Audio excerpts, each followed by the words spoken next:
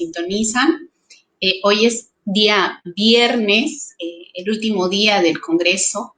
Estamos muy emocionadas porque tenemos con nosotras a la doctora Raquel Ramírez Salgado, quien cerrará las conferencias magistrales del tercer Congreso Feminista de Chiapas.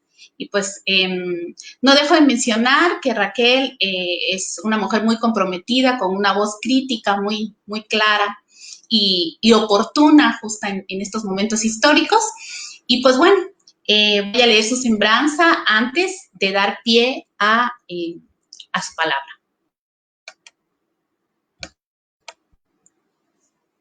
Raquel Ramírez Salgado es doctora en Ciencias Políticas y Sociales, maestra y licenciada en Comunicación por la UNAM.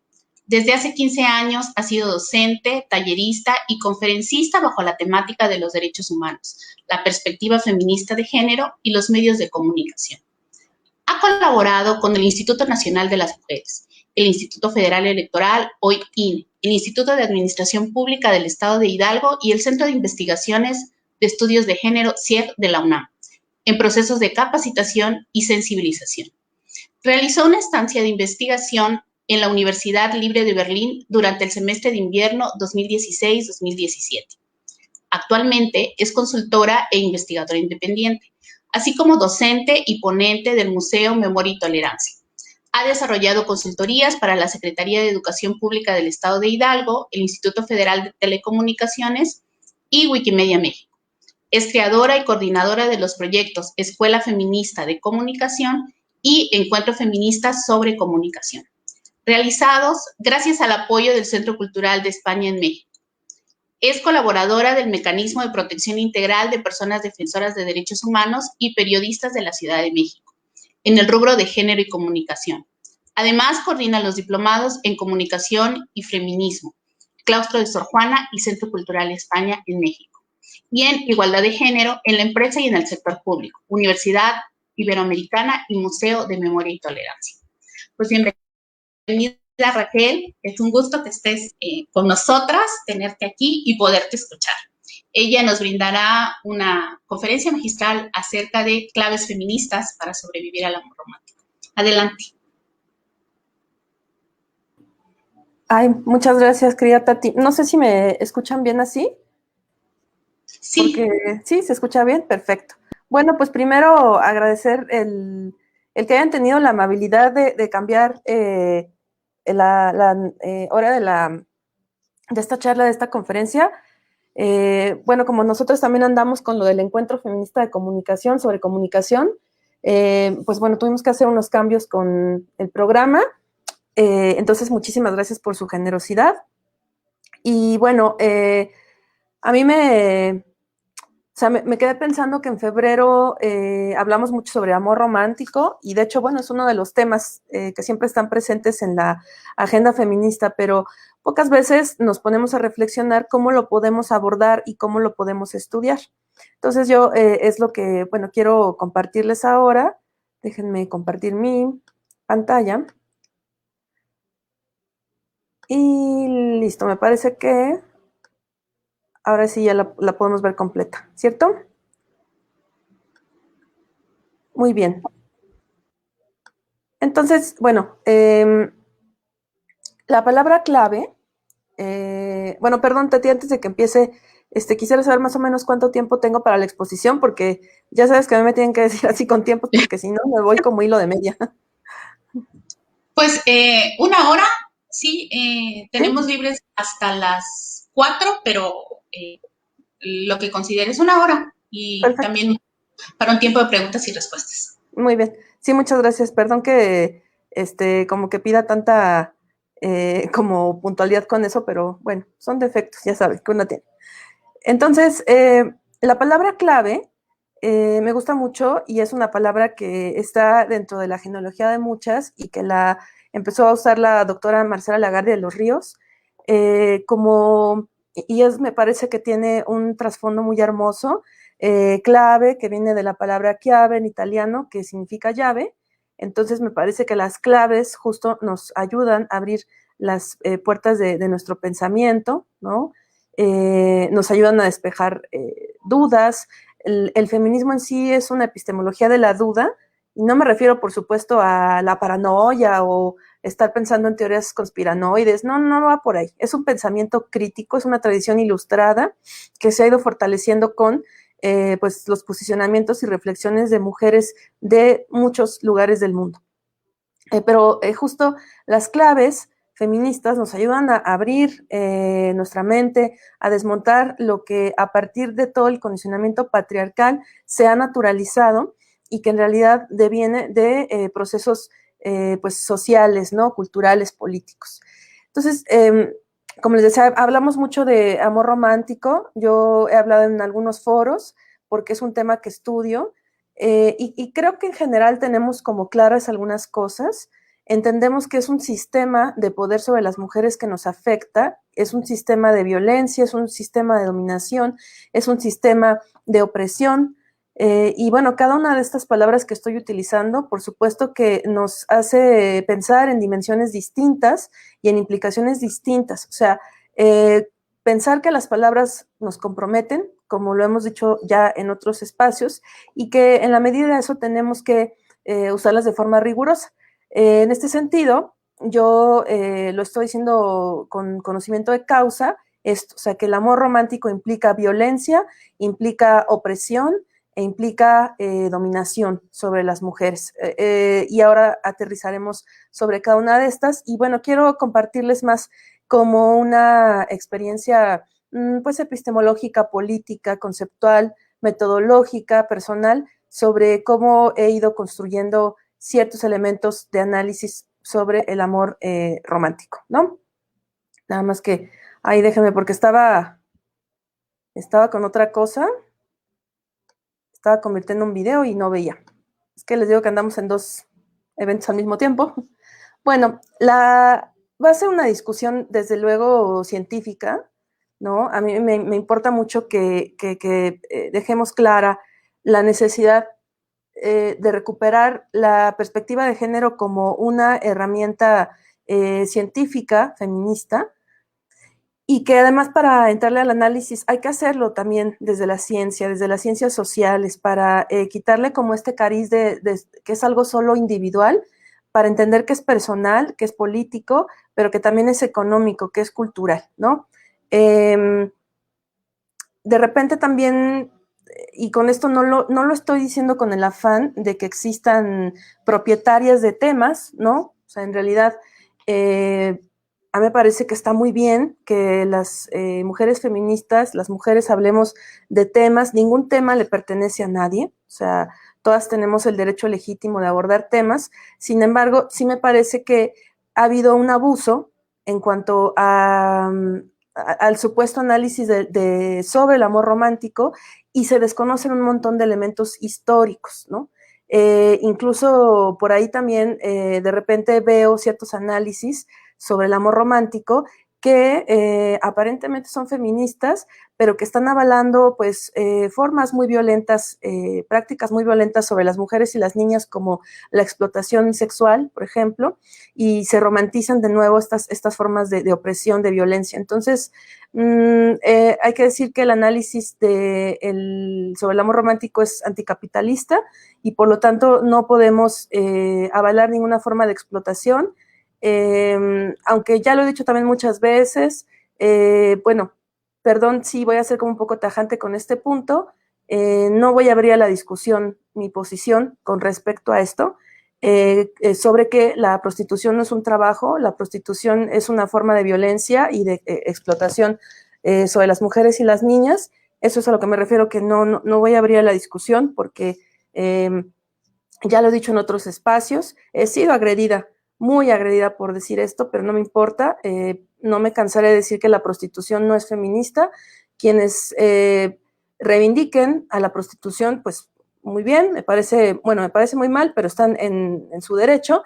Sin embargo, con lo que no estoy de acuerdo es que lo reivindiquen desde el feminismo. Entonces, nada más para ponernos en términos claros, eso.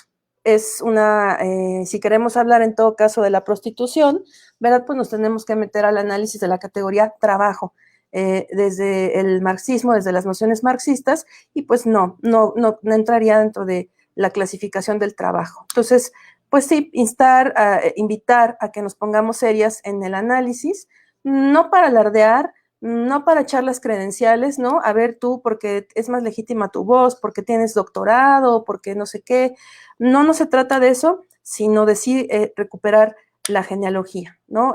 Justo uno de los ejes de discusión, de reflexión será ese, pero me gustaría también que entendiéramos, porque me parece que esto es también una de las cosas que hemos olvidado o que grupos en específico han generado un olvido colectivo, o sea, entender que el feminismo tiene una raíz ilustrada, nos guste o no, que tenemos que recuperarla y que por supuesto eso no excluye de ninguna forma problematizaciones que se hacen fuera del marco occidental, ¿sí? O sea, una vez más seamos serias, pero sí hay una raíz ilustrada y por lo tanto, a partir de esa problematización ilustrada, es que se hace una crítica al androcentrismo y a la modernidad.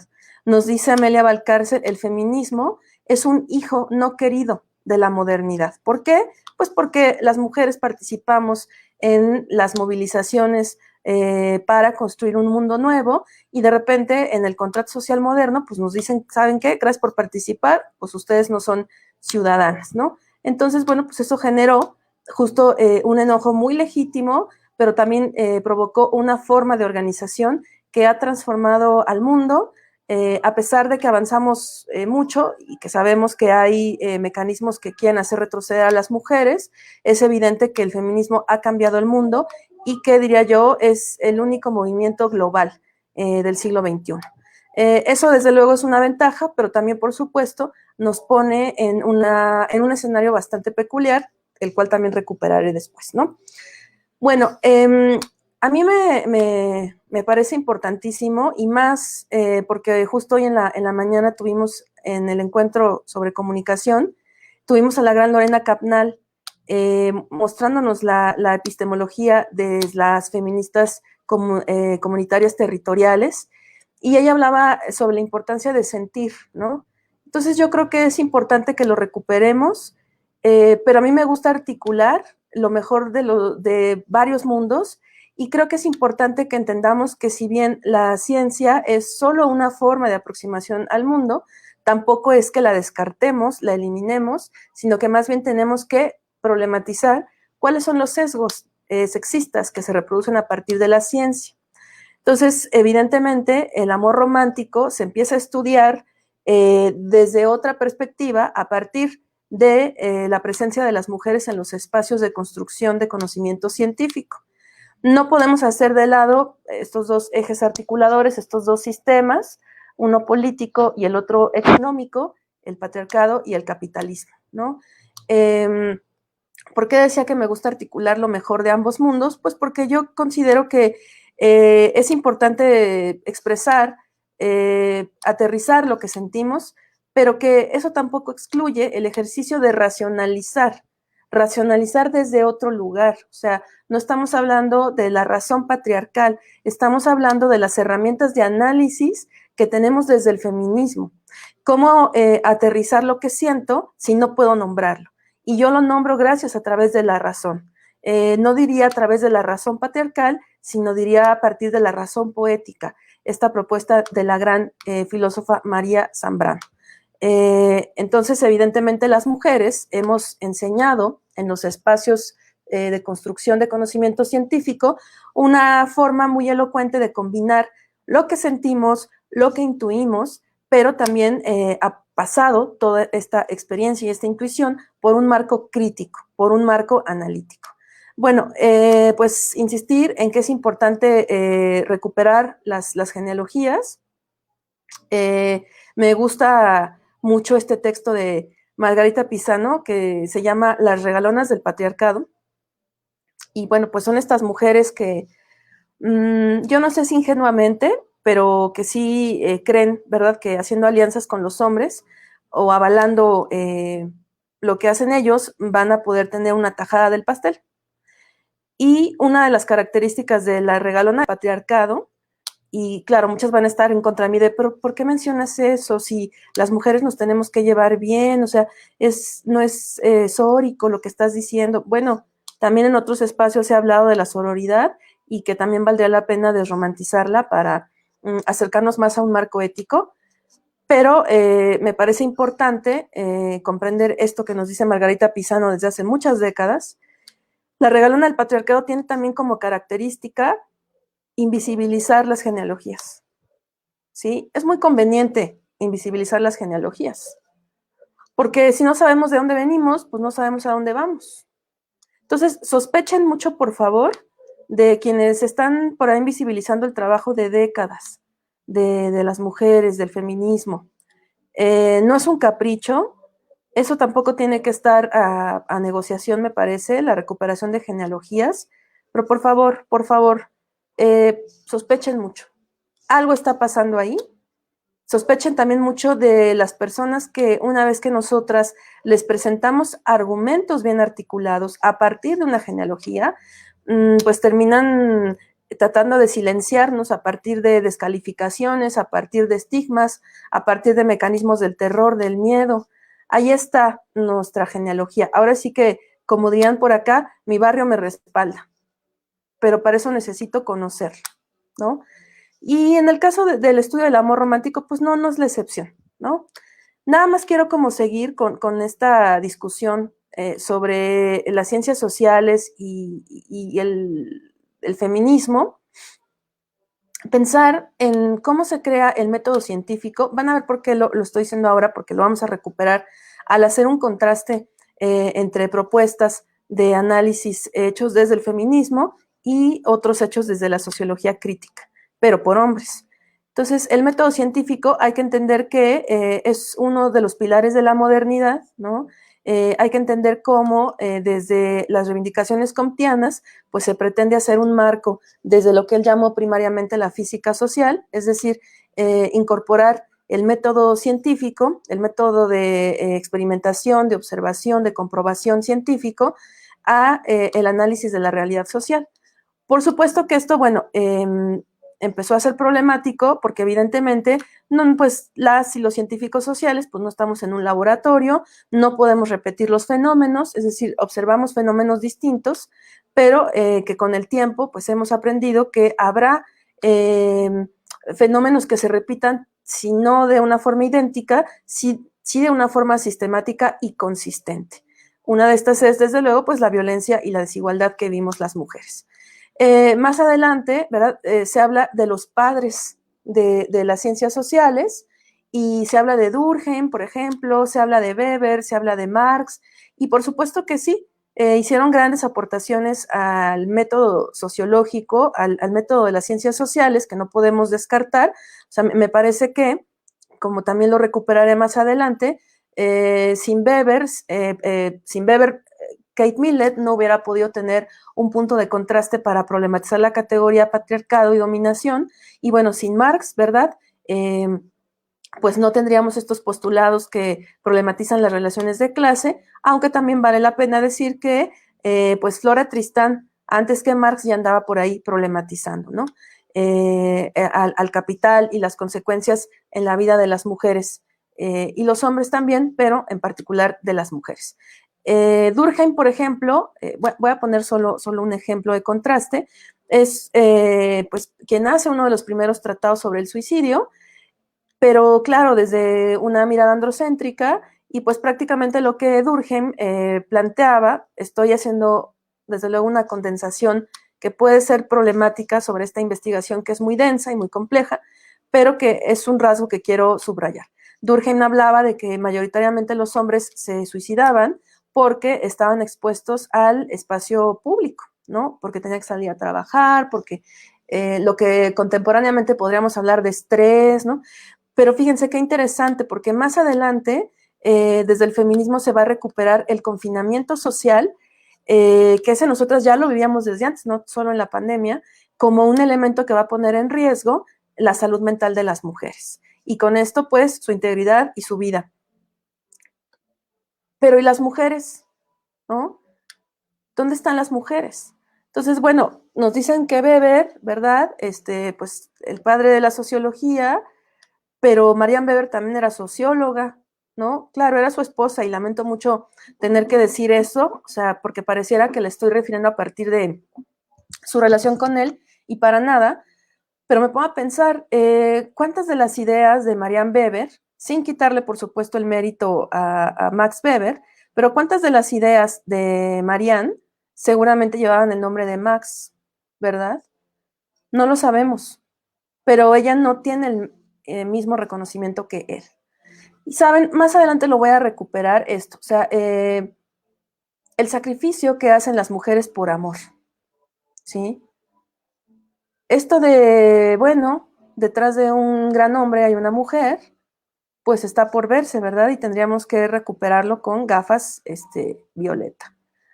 Ahora, otra clave que es importante, ¿verdad? Ya que estamos criticando el androcentrismo, pues es entender, ¿verdad? Las representaciones que se han hecho sobre las mujeres, incluso estas representaciones modernas, pues siempre sexualizadas, como ustedes pueden ver. O sea, la libertad guiando al pueblo y, claro, sexualizada, desde la mirada de un señor, de Eugene Delacroix, ¿no? Y claro, algunos me han dicho, pero es que es la libertad nutricia la que está guiando al pueblo, ¿no? Lo está alimentando, lo está sosteniendo. Pero pienso qué conveniente, ¿no? Este tipo de representaciones, siempre a las mujeres como achacándoles esta responsabilidad de sostener. Vean, o sea, y bueno, vean también cómo la contemplan.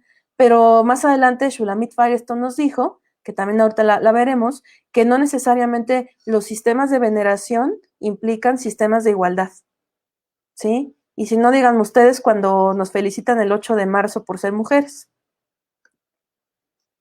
Y bueno, las mujeres incómodas, ¿verdad? Que nos andamos cuestionando las cosas y que es como ya, estate en paz, o sea, que estás como cuestionando, ¿no? Si todo está muy bien, deja de estar como, pues ahí indagando, poniendo como estas cosas incómodas, ¿no? Entonces se crea la figura de la bruja y fíjense, creo que lo tendríamos que articular con la idea de la edad, con la condición etaria de las mujeres, porque además de todo, de todo lo que nos ponen como, digamos, elementos de problemáticos, elementos de competencia entre las mujeres, no se han dado cuenta de que establecen estas relaciones de competencia entre las mujeres a partir de la edad, o sea, esta idea de la mujer joven y tierna, de la mujer que es deseable, de la mujer que tiene la aprobación de los hombres, y entonces estamos las viejas, ¿no? Todas aquellas que tenemos, bueno, todas tenemos fecha de caducidad, pero digamos que a las viejas se nos acerca más el cumplimiento de esa fecha de caducidad. Ustedes me dirán, bueno, pero vieja tú, bueno, digo, también depende quién me vea, ¿verdad? Pero este miedo de envejecer, este miedo de que nos digan señoras, que también por supuesto es un señalamiento súper patriarcal y machista, pero que también nos ayudará a entender por qué el amor romántico es un elemento que marca la vida de las personas, de las mujeres en concreto, ¿no? De las personas digo porque estamos hablando de la construcción del deseo de los hombres, en donde no es que precisamente les gusten las mujeres, sino la feminidad, ¿no? Y de las mujeres como esa experiencia que va a significar nuestra vida. ¿Sí? Esto es muy importante, entender que aquello que desde las sociedades patriarcales se ha erotizado, que se ha ponderado como deseable, no somos las mujeres, es la feminidad. Mucho ojo con eso, porque yo veo un mundo en el que pues las mujeres nos tenemos que depilar, las mujeres tenemos que ocultar nuestra menstruación, que nos enseñan a tener asco, ¿no? Sobre esta, que nos tenemos que pintar las canas, que tenemos que ocultar la celulitis, las estrías. Entonces yo digo, bueno, pero si todo eso que tiene que ver, que está relacionado con el cuerpo de las mujeres en general, ¿por qué se detesta? Entonces no son las mujeres. Pero mucha atención porque también en otros espacios se ha hablado recientemente de la ética feminista y de la propuesta que hacía Graciela Hierro con respecto a envejecer, ¿verdad? En la ética del placer, en pensar cómo esos impulsos de vida pueden ser controlados y dominar como esta esencia patriarcal que te obliga a hacer estos actos que son pues éticamente cuestionables desde el feminismo. La edad es un elemento de oro. La edad es una joya y lo podemos constatar conforme vamos envejeciendo, ¿sí? Eso yo lo he aprendido también a lo largo de mi trayectoria como una indagadora, como una investigadora del amor romántico. Yo empecé a investigar esto a los 28 años y han pasado 12 años. Me sigo cuestionando muchas cosas, siguen llegando claves diferentes a mí, pero puedo decirles que la edad ha determinado muchos de los ejes de análisis, ¿no? Bueno, me gusta mucho el trabajo de Silvia Federici. No estoy de acuerdo con ella con respecto a su posición sobre el trabajo sexual. No por eso, bueno, digamos que invisibilizo esta gran reflexión que nos ha regalado. Me sorprende, ¿verdad?, que no tenga claro, a pesar de todo lo que he indagado, pues que eso, que la prostitución no es un trabajo, puesto que ella ha indagado mucho, ha reflexionado mucho sobre, por ejemplo, el trabajo doméstico, la expropiación de los cuerpos de las mujeres, ¿no? Entonces también este es un eje indispensable. O sea, aquí empezamos a ver cómo se estructura, empieza a estructurar el capitalismo a partir de la acumulación originaria en el cuerpo de las mujeres, seguido de un ejercicio colonialista que, ojo, también, y esto lo podemos tener presente también con Federici, no solo tuvo efectos en lo que hoy es América. O sea, la huella del capitalismo, la huella, bueno, del colonialismo, del precapitalismo, también está presente en Europa, ¿sí? Entonces también, no, o sea, una invitación, ¿verdad?, para entrarle al análisis del amor romántico, a que seamos serias una vez más con las palabras y dejemos de usar de una forma tan arbitraria la palabra privilegio, por favor. Yo creo que en la medida en la que hablemos de privilegios, pues vamos a hacer más inalcanzable algo que es un derecho, ¿sí? Como la educación, por ejemplo, ¿no? Y también no confundir los deseos con derechos. Pero en este caso es bien importante entender por qué el trabajo de las mujeres ha sido indispensable para la estructuración del capitalismo y que entonces, a partir de eso, se necesitaba configurar un dispositivo de control sobre nosotras que con la modernidad pues, llegaría y se llamaría amor romántico, ¿no? Bueno, obviamente esta es una propuesta que viene de Occidente. O sea, me parece que también es importante que entendamos a pesar, claro, de las relaciones pues, colonialistas, que no son pues menos problemáticas y que hay que tomar en consideración, me parece que sí es importante, y hoy lo analizábamos también con Lorena Capnal, pensar lo que nos une, ¿no? Si bien esta sistematización de olas es desde una mirada occidental, yo sí las invitaría a pensar qué tenemos en común las mujeres a nivel mundial, ¿no? ¿Por qué es que mujeres tan diferentes estamos pensando de forma similar? Hay un malestar generalizado que además no solo está en el presente, sino es huella, hay una huella ancestral, hay un fantasma que es ese malestar y que, bueno, más adelante Betty Friedan lo llamaría el malestar sin nombre. Esta sistematización nos sirve de alguna forma para entender las discusiones. Yo pongo en consideración una cuarta ola, porque también ya lo he dicho, ahora sí que como comunicóloga me preocupa mucho que se esté hablando de una cuarta ola a partir del uso de la tecnología. No, no es eso. No es eso y por favor dejemos de insistir. O sea, la tecnología sin duda nos ha puesto como un escenario más complejo y que claro también se relaciona con el amor romántico. También eso es una clave importante. O sea, pensar en estas plataformas de ligue, por ejemplo, y que bueno, yo no lo estoy para nada demonizando. O sea, acuérdense que aquí más bien partimos de un pensamiento crítico, de una reflexión colectiva, pero sí pensar para cuál es el propósito de este tipo de aplicaciones, ¿no? Por ahí leía que una mujer en Europa solicitó a la aplicación Tinder, pues que le reportara toda la información que tenía sobre ella. Y lo que la empresa le mandó fueron 180 páginas de información sobre ella, ¿sí? O sea, no solamente era su nombre, sino sabía muchos datos personales, conocía sus gustos, parte de sus prácticas de consumo, y entonces ella se decidió por abrir otra aplicación y de repente yo me encontré pues una nota que decía tal aplicación, la aplicación que empodera a las mujeres. Ni estoy diciendo el nombre porque no voy a hacerle promoción, pero qué problemático. Entonces yo pienso, ese es el escenario de la tecnología, esto que dicen que ha potencializado una cuarta ola o una tercera ola o una nueva ola. Con qué poca crítica nos aproximamos, ¿no? O sea, ¿dónde está, por ejemplo, en el uso de las nuevas tecnologías de la información y la comunicación, pues la economía política del sexo? ¿Sí? ¿Cuántas mujeres originarias del sur global, por nombrarlo, ¿no?, de todos aquellos países que no somos occidentales, conocen a hombres y viven una doble opresión? No solo porque estos sean hombres, sino porque son hombres occidentales y blancos.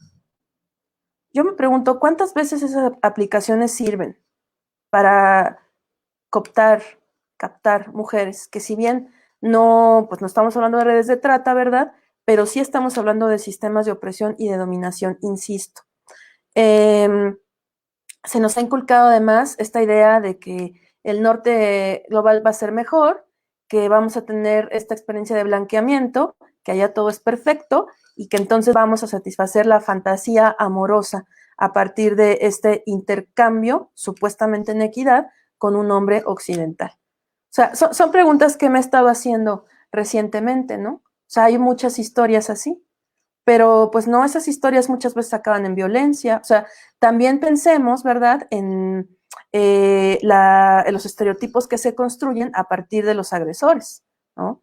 En Alemania, por ejemplo, cuando yo estudiaba por allá, bueno, ya había pasado esto de la Noche Vieja, en donde pues los medios empezaron a decir que habían sido hombres migrantes, hombres árabes, quienes habían abusado sexualmente a un montón de mujeres en Colonia, cuando en realidad pues ahí estaban las evidencias. O sea, sí había hombres árabes atacando a mujeres, pero también había hombres blancos. Entonces, fijan cómo ahí se desdibujan las fronteras entre ellos y pueden pactar como los iguales, como esto que nos dice Celia Moros, ¿no? Pero no, los agresores también son blancos. O sea, pregúntenme la cantidad de mujeres que llevan litigios, por ejemplo, en Alemania, para salir de una relación de violencia, para recuperar a sus hijos, que además, bueno, las niñas y los niños son propiedad del Estado. Entonces son cosas muy complicadas que no nos ponemos sobre la mesa y que eso vamos romantizando como, mira, la tecnología, no sé qué, y no, mucho cuidado, por favor dejemos de insistir con eso y entendamos que las tecnologías digitales, más en este contexto, tal vez en los años 90 cuando surge esta movilización ciber y tecnofeminista, podríamos tener otros horizontes, pero hoy día, si no asumimos esto, pues nos estamos perdiendo más de la mitad de la discusión, ¿no? Bueno, vámonos al campo de la epistemología, más como pensada desde una propuesta. A mí me gusta un montón el trabajo de Sandra Harding, me parece que nos ilustra, ¿no? Pues sobre todo para ir desmontando como estas ideas falaces con las que se siguen insistiendo en las universidades, y es que la ciencia es algo objetivo. Incluso a mí me avergüenza que todavía algunas personas en la Facultad de Ciencias Políticas y Sociales de la UNAM, donde yo soy egresada de la maestría y el doctorado, sigan pensando eso, que la ciencia es objetiva y que las técnicas cuantitativas son las que nos van a ofrecer objetividad y rigurosidad. O sea, se han perdido como 40 años de discusión epistemológica y teórica, y más bien esta gran mujer, la doctora Sandra Harding, nos dice, a ver, nosotras no podemos perseguir la objetividad porque para empezar, el feminismo sí tiene un objetivo político, que es mejorar la vida de las mujeres, y que cuando la ciencia se enmarca desde el feminismo, nos comprometemos a que el conocimiento que construyamos va a transformar la vida de las mujeres. Entonces, ¿cómo puedes, frente a eso, ser objetiva? Si estás hablando de la opresión que vives tú y que viven las demás por ser mujeres. No. Lo que nos dice Sandra Harding es que tenemos que ser rigurosas. ¿sí? Y ella propone entonces la teoría del punto de vista, es decir, esta posición situada que puede ser un privilegio epistémico en la construcción de marcos de análisis, ¿no? No es lo mismo construir un marco de análisis desde la mirada del opresor que desde quien está recibiendo esa opresión, ¿sí? Léanla, no voy a andar con mucho, pues porque traigo como, hay más cosas, ¿no? La presentación, pero léanla. De hecho, hace años, la doctora Norma Blázquez Graf, profesora de la UNAM, publicó, editó un libro sobre las corrientes de epistemología feminista. Pueden encontrar este libro en el Sage de la UNAM.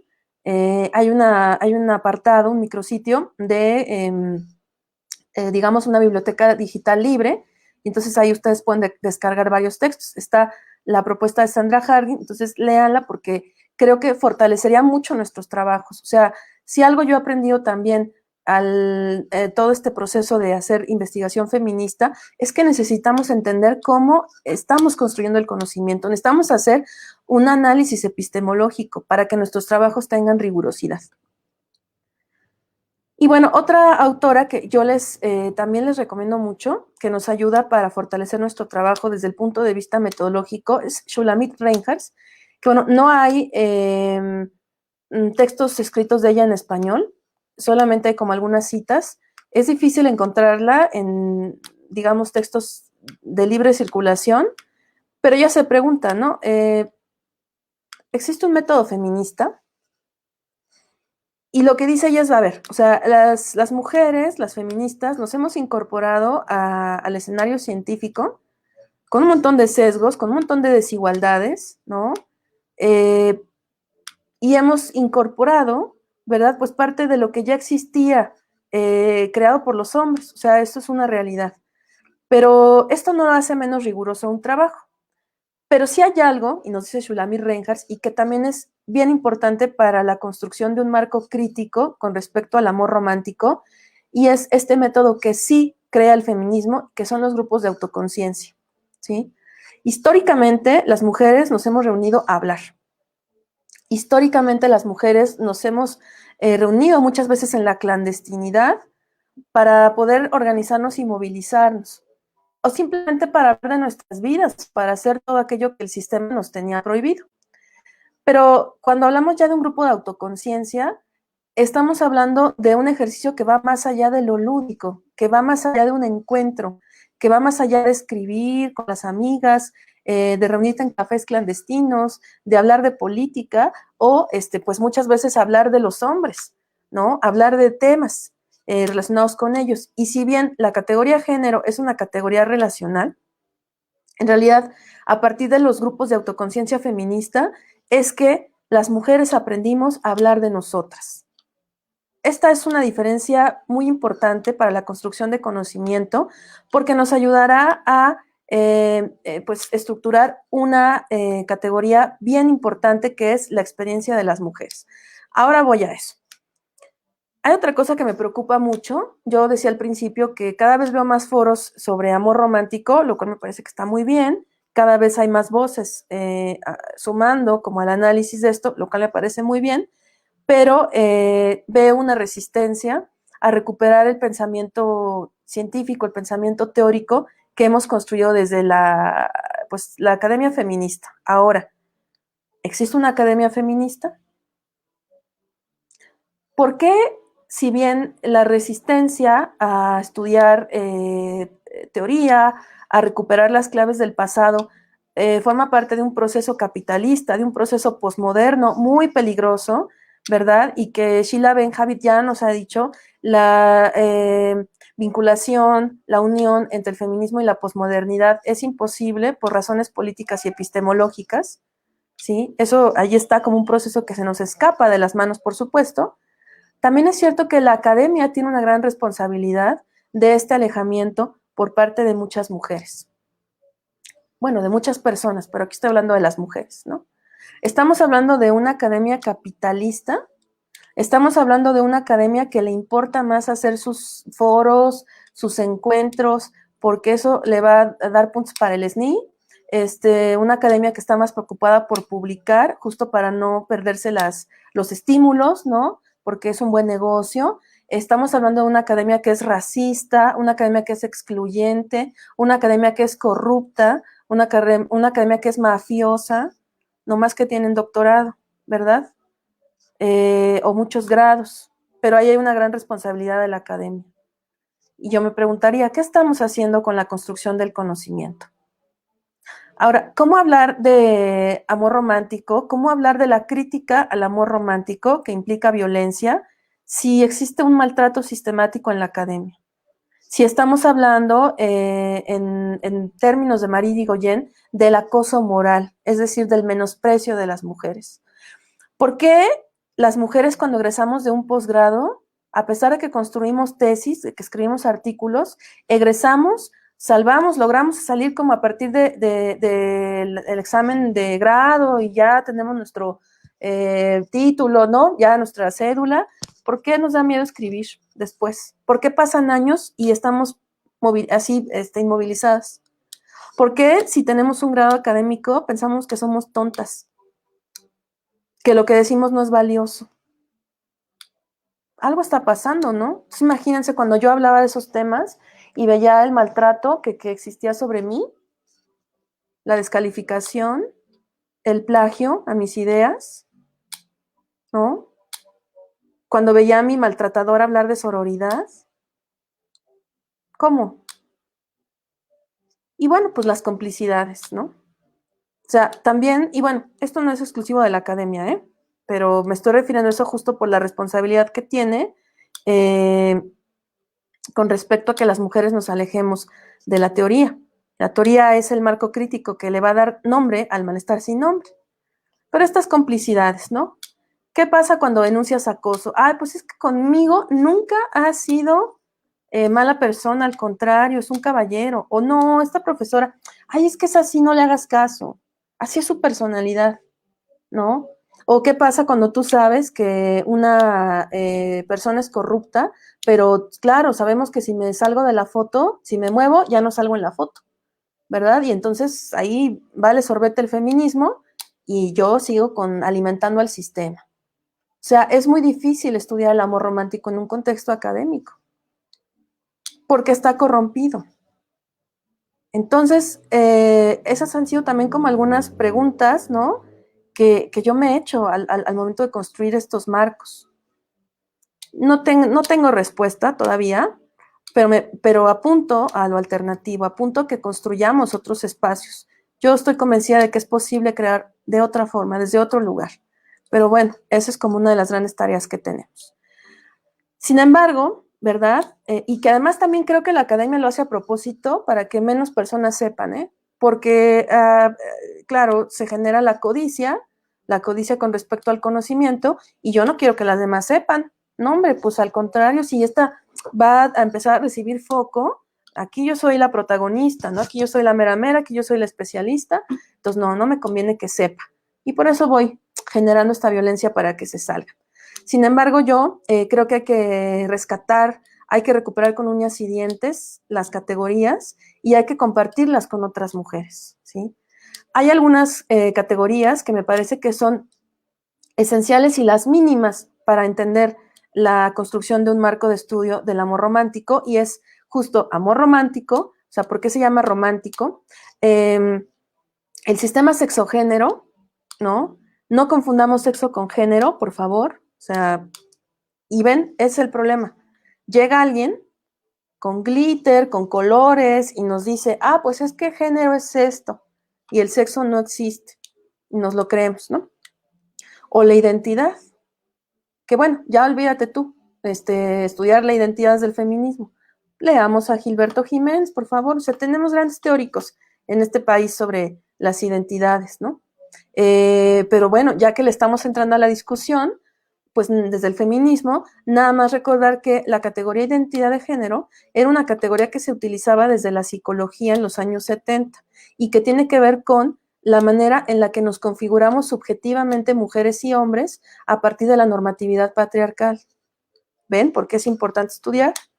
Luego, la división sexual del trabajo, que es indispensable entenderla, ¿sí? Por ahí vi algo que me gustó mucho, bueno, que me sacudió, y es podrá haber 1000 géneros, que no los hay, ¿eh? O sea, hay expresiones de personalidad, pero género no. Género hay uno, que es la estructura de poder sobre las mujeres y las niñas. Pero claro, esta imagen decía, no sé quién es la autora, lo publicó otra profesora española y bueno, no sabemos quién es.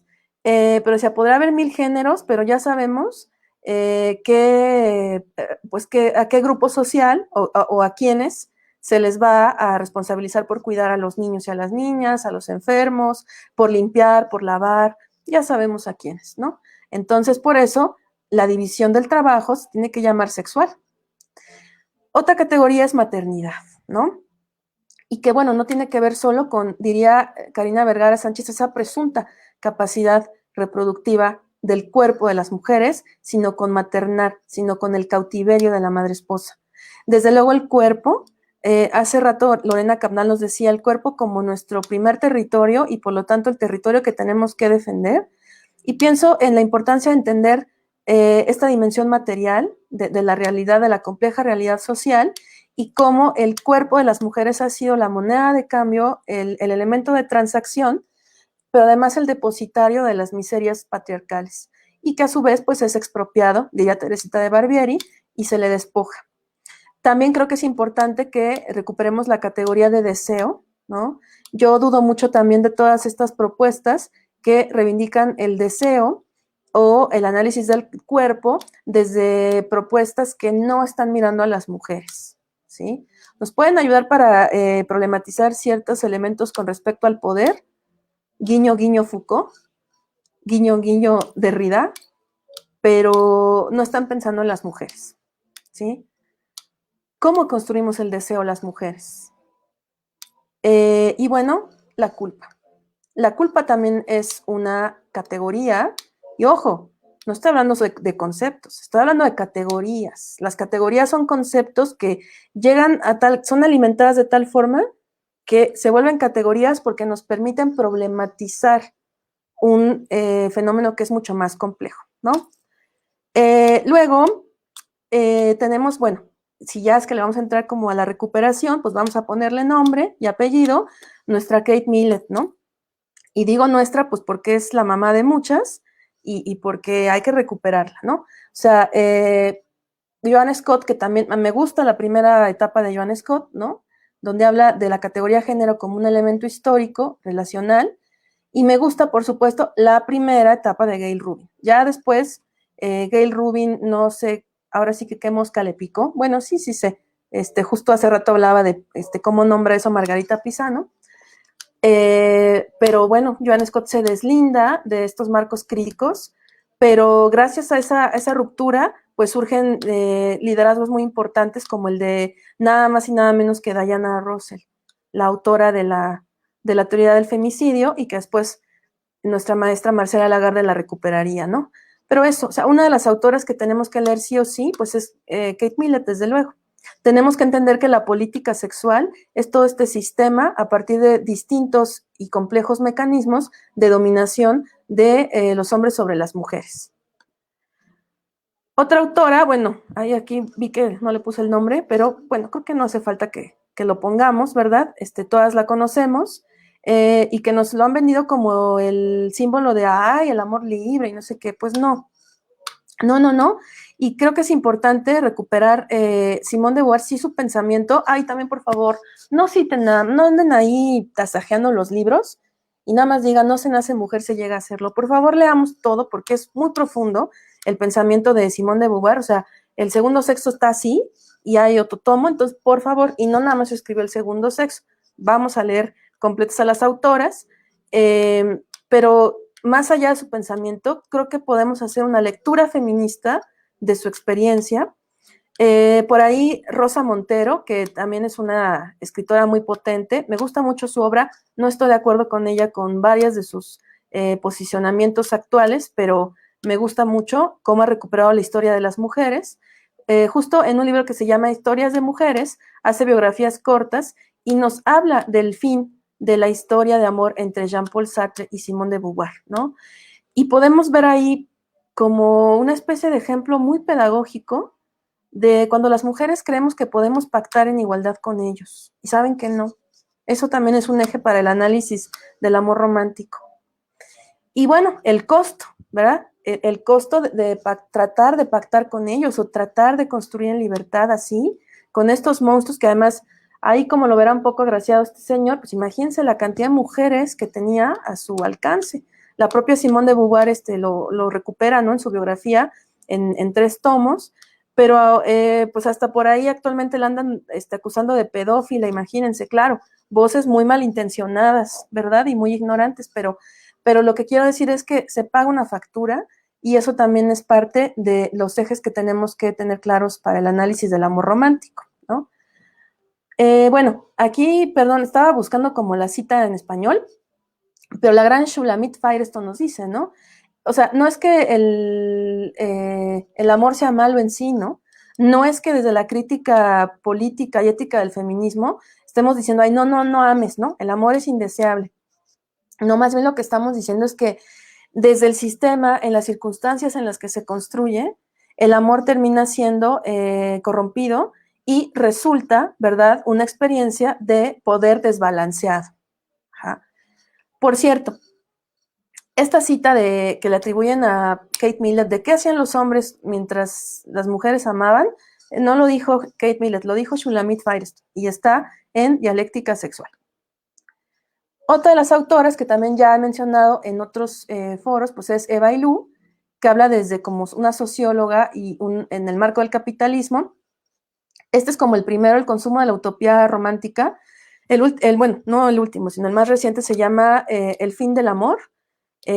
Habla de las rupturas, habla eso de la construcción de una utopía romántica, habla de cómo se construye también en el marco del capitalismo las nociones de intimidad. O sea, creo que valdría mucho la pena que recuperáramos a Eva Ilú en el contexto de la pandemia, porque ciertamente el espacio privado doméstico ha sido invadido por el espacio público y esto va a tener implicaciones para las mujeres. Eso también es amor romántico, porque las mujeres con su trabajo no remunerado, no reconocido, pues están subsidiando prácticamente un montón de cosas. A eso desde la economía feminista se le llama economía del cuidado y no por nada, pues ya incluso en la UNAM habrá materias sobre este tema. Imagínense, pues esta invasión implica que las mujeres tengan menos tiempo, que las mujeres tengan menos autonomía, que haya más violencia sobre ellas, más abusos. Hace rato que hablaba de la categoría de identidad de género. Bueno, pues esta gran mujer, Clara Coria, por ahí lo refiere en su trabajo. Ella tiene registros de grupos de autoconciencia con las mujeres desde los años 70, que además imagínense qué mujer tan temeraria, puesto que lo hizo en el contexto de la dictadura todavía, ¿no? O sea, imagínense, no estamos hablando de cualquier cosa. Entonces empieza a recuperar la experiencia de las mujeres. Ella habla de la identidad de género, porque les digo que estaba muy marcado desde la psicología.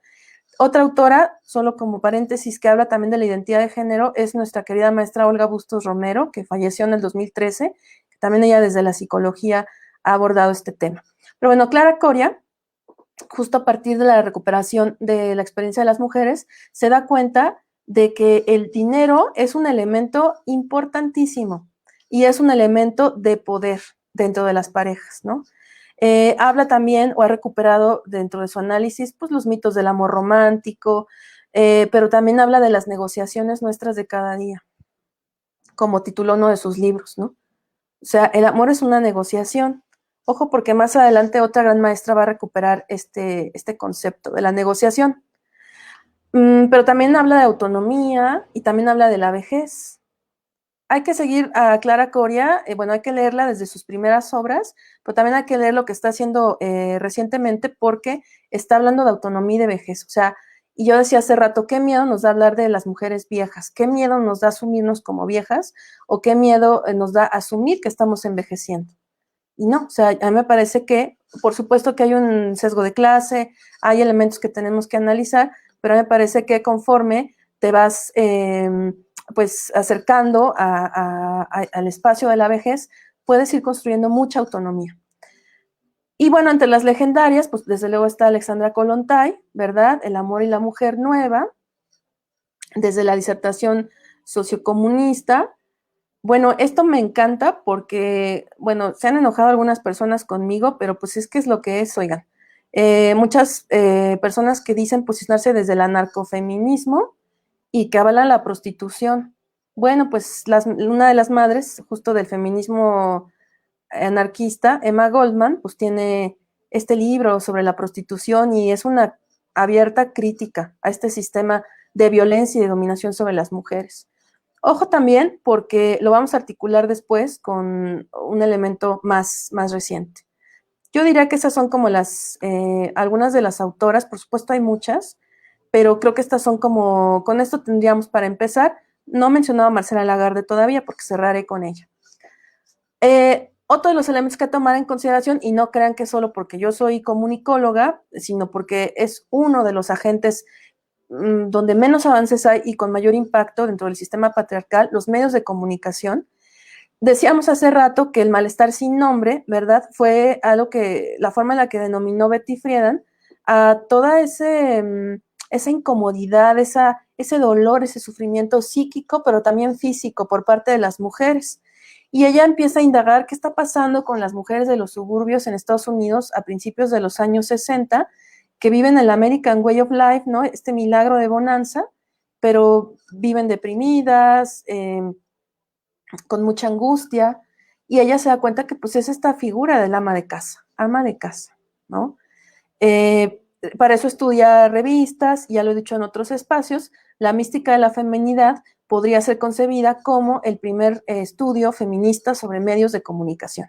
Betty Friedan publica en 1963 este libro y habla de, pues eso, o sea, cómo las mujeres tienen pocas opciones, ¿no? O es esta mujer ama de casa, que está consagrada al cuidado de los hijos, del trabajo doméstico, de un marido con las pantuflas, ¿no?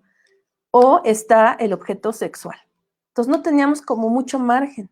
Ahora creo que en una práctica de patriarcado recargado, pues más bien nos confunden y somos esto y lo otro. Ya no somos esto o lo otro, somos esto y lo otro y lo que venga, ¿no? O sea, ya no solamente tienes que estar deseable, sino estudiar, ser autónoma, tener tu dinero, risueña, dispuesta sexualmente. Ah, pero tienes que saber cocinar, hacer yoga, no sé qué, ¿no? Bueno, otro trabajo que hay que recuperar es desde los medios de comunicación, Reading the Romance de Janice Radway, que es un estudio de recepción y que me parece un trabajo bien bonito sobre la recuperación de la experiencia de las mujeres. ¿Cómo construyen las mujeres la noción del amor romántico a partir del consumo de telenovelas, a partir del consumo de estas fotonovelas, ¿no? Bueno, antes había fotonovelas. Yo sumaría las caricaturas, ¿no? O sea, bueno, creo que para mi generación, Candy Candy y Remy nos marcó, ¿verdad? Candy Candy es la pedagogía de la mujer oprimida, sufrida, que va a renunciar a su felicidad por el bien de los demás, ¿no? Que además es huérfana, entonces tiene que estar agradecida con todo el mundo que la ayuda. Bueno, la dejan no sé cuántas veces, se le muere el novio, ¿no? Y eso, pues, lo veíamos todas desde niñas. ¿Qué hubiera pasado si hubiéramos conocido al feminismo desde niñas? Ah, nada más una aclaración, las niñas feministas no existen. Porque, y no estoy menospreciando a las niñas, solamente estoy diciendo que tú llegas al feminismo a partir de una convicción, a partir de la libertad. Entonces vamos a dejar de imponerles a las niñas, más bien creo que las niñas, bueno, los niños también, tienen derecho a recibir una educación sin estereotipos sexistas. Ya cuando ellas tengan otro lugar en el mundo, seguramente podrán decidir. Pero dejemos esos lugares comunes que les digo que les sirven al capitalismo. Bueno, ahora, ¿qué pasa cuando, les decía hace rato que íbamos a contrastar, qué pasa cuando un hombre, ¿verdad?, estudia el amor romántico? Bueno, el gran Zygmunt Bauman, que pues no tengo tampoco que decir mucho de él porque lo conocemos y por supuesto que fue un grande de las ciencias sociales, pero habla de la modernidad líquida, del amor líquido, y habla de esta fragilidad de los vínculos. Y si bien las mujeres también somos trastocadas por estas prácticas de consumo amoroso, yo no estoy tan segura de que el análisis pueda ser así de neutral, ¿no? O sea, en un documental que se llama La teoría sueca del amor, que les recomiendo, está en YouTube, entrevistan a Bauman y justo lo que contrastan es la realidad de un país que tiene un índice de desarrollo humano altísimo, pero que no posibilita las relaciones vitales y cercanas entre los seres humanos, porque como el Estado les resuelve aparentemente muchas cosas, y Bauman lo pone en esos términos, claro, pero cuando yo comparo Batallas íntimas, el documental de Lucía Gajá, y donde nos está hablando que incluso las mujeres en Europa del Norte sufren violencia machista, contrasta el análisis, ¿no? O sea, no es que no nos sirva esto, pero es justo desde esta rigurosidad, pues preguntarnos qué tanto está interpelando a la realidad de las mujeres, ¿no? Y bueno, ya que estamos en esas, ¿verdad? Del estudio del amor romántico y el capitalismo, pues cómo no pensar en la hipersexualización. O sea, vean cómo las niñas pues están siendo preparadas, ya de por sí estaban siendo preparadas para ser las madres esposas, pero digo, hablando en términos de cautiverios, los cautiverios que propone Marcela Lagarde, pues ya las están configurando de temprana edad para ser o llevar a cabo este rol, este cautiverio de la puta, ¿verdad? Y esto nos dicen que es lo cool. Miren, mi cuerpo es mío y puedo hacer con él lo que quiera. Bueno, pues no, sí, puede ser, ¿verdad? ¿Quién sabe? Yo creo que no somos libres en el marco del patriarcado y el capitalismo, pero no es una reivindicación feminista. Y cuando decimos mi cuerpo es mío, nos estamos refiriendo a una reivindicación colectiva que tiene que ver con la defensa de los derechos sexuales y reproductivos. Ajá, y es una crítica anticapitalista de la explotación sexual. Por otro lado, yo escucho que mucho poliamor, mucha posmodernidad, mucha gente habla de ternura radical y yo digo, a ver, yo soy lenta de aprendizaje, ¿no? ¿Cómo operacionalizamos la ternura radical? ¿Qué es eso de la ternura radical? Que alguien me explique, porque yo creo que a veces nos casamos con frases hechas, ¿eh? Ternura radical. ¿Quién sabe qué es eso? Pero vamos por la vida así de, ay, pues es que la ternura radical, no sé qué, ¿no? El poliamor, sí, los cuerpos disidentes y la emancipación y no sé qué más, ¿no? O sea, sí, porque yo sigo viendo esta dimensión de la materialidad, yo sigo viendo cuerpos violados, yo sigo viendo cuerpos mutilados, yo sigo viendo mujeres desaparecidas, yo sigo viendo mujeres hipersexualizadas, mujeres explotadas, yo sigo viendo a las mujeres no solo en las periferias, pero por supuesto las mujeres en la periferia tienen un grado de vulnerabilidad específico, y yo veo que esto está satisfaciendo incluso a los hombres. O sea, ¿qué tanto hay de libertad? O sea, y lo digo de verdad, no como un cuestionamiento personal a nadie, ni una demonización, insisto, no es una crítica, yo quién soy, ¿verdad? Yo nada más vengo a compartir con ustedes algunas reflexiones personales, pero detengámonos un momento a pensar esto, ¿no? Por eso también hace rato hablaba de las aplicaciones. Cuando yo viví un periodo de soltería, usé el Tinder. Entonces, claro, o sea, tengo golosinas, pero llegó un momento en el que me di cuenta, bueno, más bien que me volví a dar cuenta porque lo sabía, pero como el patriarcado tiene dispositivos muy seductores, te distrae del camino. Entonces me di cuenta que yo no quería ser, pues, la puta del heteropatriarcado. O sea, que tanto estaba realmente respondiendo a partir de una práctica de autocuidado. Claro, me van a decir, eres una conservadora, una señora trasnochada, pues igual y sí, no me importa. Yo estoy hablando desde la ética del feminismo, la ética del placer de Graciela Hierro y esa ética del cuidado de nuestros cuerpos, del autoconocimiento, de resignificar el placer, de no estar sirviendo a los hombres, a estos hombres violentos que no nos ven como humanas, que insisten en vernos como objetos, ¿no? Y bueno, pues, o sea, vamos a ver, o sea, les decía, es muy seductor el sistema, ¿no? Porque ahora nos presenta, bueno, todos estos cuerpos que no estaban dentro de la hegemonía, ¿verdad? Mujeres racializadas, las mujeres gordas, pues ya también son, pues, objetos sexuales, ¿no? O sea, incluso por ahí yo hace años presenté una ponencia en donde presentaba portadas de Playboy, donde presentaban a mujeres embarazadas desnudas, ¿no? Todo es susceptible de ser sexualizado. Les digo, hasta los cuerpos no hegemónicos. Entonces vamos por la vida pensando que ese es un ejercicio de libertad. Pilar López Díez nos decía el miércoles que la tuvimos como conferencista, que se la súper recomiendo. Por cierto, pronto subiremos los videos con las conferencias y las mesas. Ella nos decía, a ver, ¿por qué incluso dentro de la protesta, ¿verdad? Dentro de las marchas, insistimos en presentarnos de una forma sexualizada?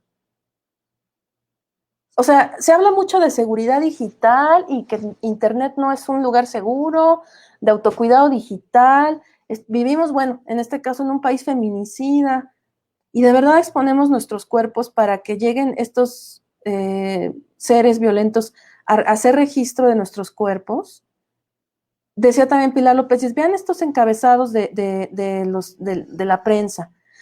Hombre viola a niña de 4 años y la descuartiza. O sea, nos decía Pilar, ¿no? Y nos sacudió, por supuesto, o sea, estos titulares que les regalan los medios para que los violentos se masturben, se regodeen.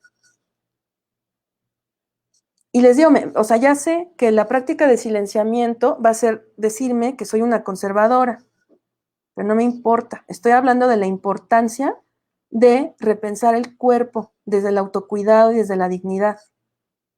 Eso también tiene que estar en la articulación, en el análisis del amor romántico, ¿no? Y entonces, bueno, aquí ya vamos con nuestra amada maestra, voy cerrando, y nos dice claves feministas para la negociación en el amor. Por eso les decía que Marcela recupera justo este concepto de negociación. No es una transacción económica, ¿no? Está hablando de posicionarte, está hablando de hacer visibles, de verbalizar, de materializar tus deseos y necesidades. Pero además, nos dice Marcela, debemos dejar de ofrecer nuestros cuerpos como ofrendas para los hombres. Tenemos que dejar de romantizar la figura de los hombres y necesitamos construir la mismidad. Hace rato también Lorena Cabnal hablaba de lo comunitario y me parece que ella hablaba como de este contraste entre lo personal es político y lo comunitario y decía, no solo es lo personal. Y en efecto, no solo es lo personal, es lo colectivo.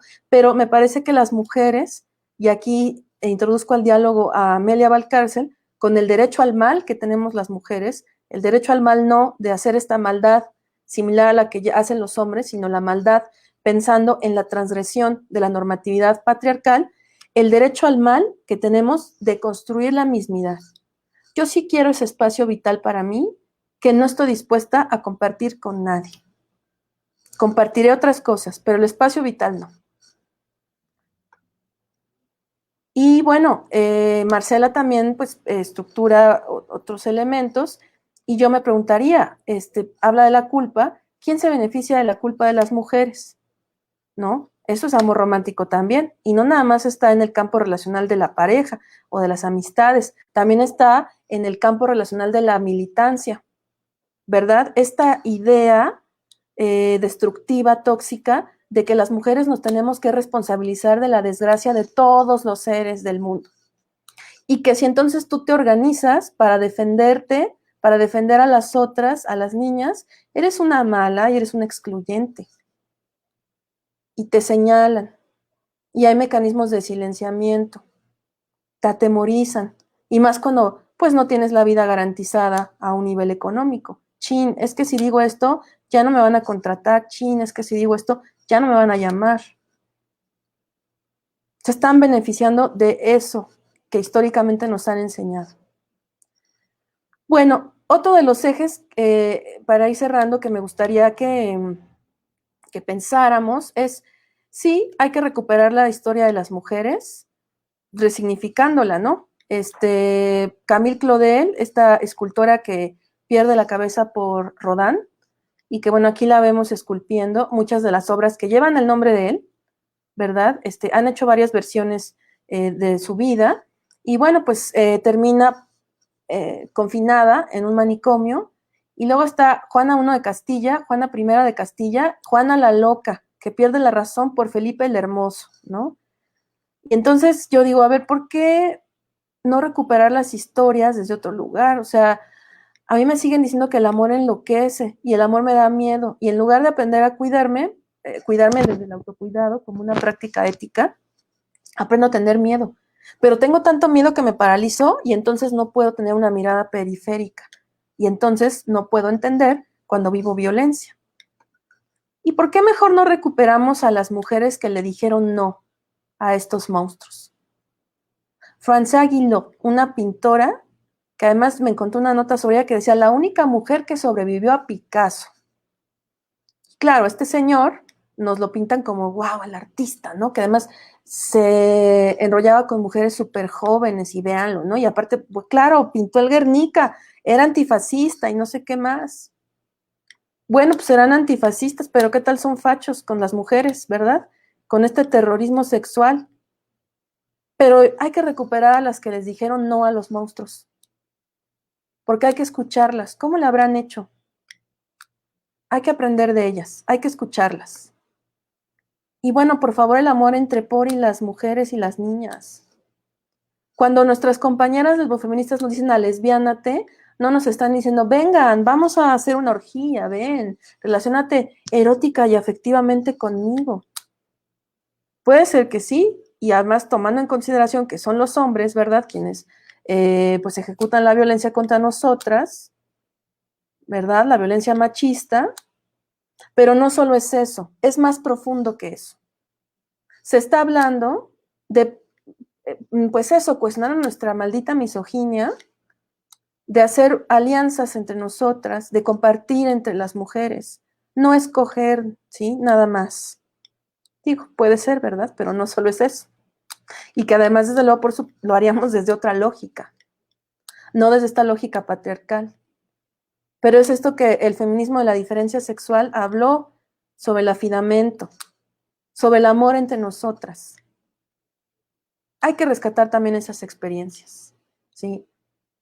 Decía también por ahí Mabel Burín, que es una psicoanalista feminista, porque sí, se ha logrado hacer del feminismo esos cruces con el psicoanálisis. Uno de los elementos que pone la salud mental de las mujeres en riesgo es el matrimonio. En contraste, uno de los elementos que fortalece la salud mental de los hombres es el matrimonio. Por más que intenten hacer estos chistes de, ay, me casé obligado, y ay, help, mi suegra, o esto, ya no aguanto a mi esposa, sí, ajá, quisiera ver quién nos va a cuidar, como los cuidan las mujeres. Y entonces ese cuidado, pues, pone en mucha vulnerabilidad a las mujeres, ¿no? Para cerrar, pues algunas preguntas, ¿no? ¿Qué nuevos temas debemos estudiar y desde dónde? ¿Nos sirven las categorías que tenemos? ¿Y cuál es el compromiso de la investigación feminista?